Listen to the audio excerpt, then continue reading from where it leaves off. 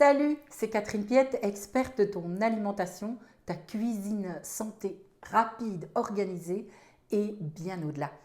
Dans cette vidéo, je te raconte ma session de cuisine de ce matin. Il y a quelques images que tu vas pouvoir voir avec le photographe Jacques qui était là. Et nous avons fait du bouillon, cuit des légumes, etc.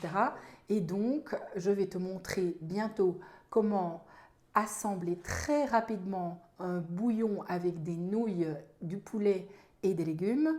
Et puis avant ça, je te montre le résultat de la session de cuisine dans le frigo. Viens avec moi. Alors, dans mon frigo, tu vois, j'ai maintenant mis au frais ce que j'ai préparé tout à l'heure, le fenouil, le brocoli, ce qui va servir soit pour des lunchbox, soit pour manger réchauffé à la poêle, à la vapeur, manger froid avec une petite sauce. J'ai aussi mixé la soupe que j'ai faite avec les déchets, c'est-à-dire le pied de brocoli, les tiges de fenouil, la feuille de pak choi qui était plus très fraîche et les queues de pourpier. Donc ça, ce sera pour manger plus tard.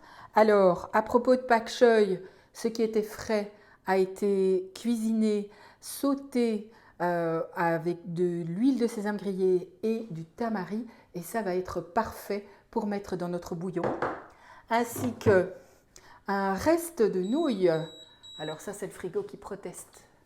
Un reste de nouilles qui va vraiment être super bon dans ce bouillon. Et tu vas voir, les nouilles, ça teint très bien, même cuit à l'avance. Et je t'ai parlé de pourpier. Voici les feuilles de pourpier que l'on va mettre dans la soupe aussi pour une petite touche de cru et de vert. Alors voilà.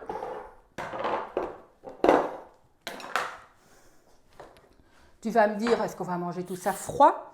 Non, parce que le bouillon ici a été réchauffé et bien chaud, bouillant.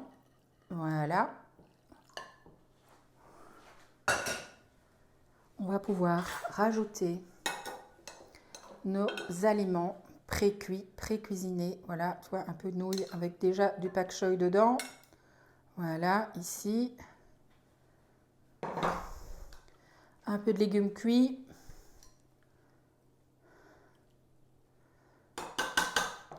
Alors le poulet, puisque j'ai fait du bouillon de poulet, j'ai désossé les cuisses et tu vois que ce sont des cuisses de poulet qui courent parce que c'est du poulet rosé. Voilà. Alors c'est un petit peu en fonction de ce que tu aimes toi. On va le mettre, voilà. Si tu es très viandeux, on va t'en mettre plusieurs. On va aussi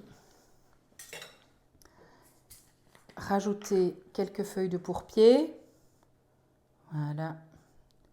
Ici, un peu de graines de sésame noir. Voilà. Ça va tout de suite donner un petit air asiatique à ta soupe. Si tu goûtes et que ton bouillon est un petit peu... manque un peu de sel, oui. Alors, qu'est-ce qu'on fait? Moi, je rajoute du tamari, c'est-à-dire de la sauce soja fermentée traditionnellement. Un petit trait pour rajouter du sel. Voilà. Ça va corser le goût. Un petit peu comme ça. Et la touche finale, le tabasco.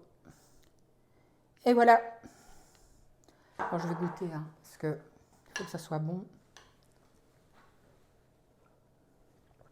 Topissime. En combien de temps on a fait ça? Je ne sais pas. Moins de 5 minutes en tout cas. Et je te souhaite un bon appétit. N'hésite pas à refaire ça chez toi.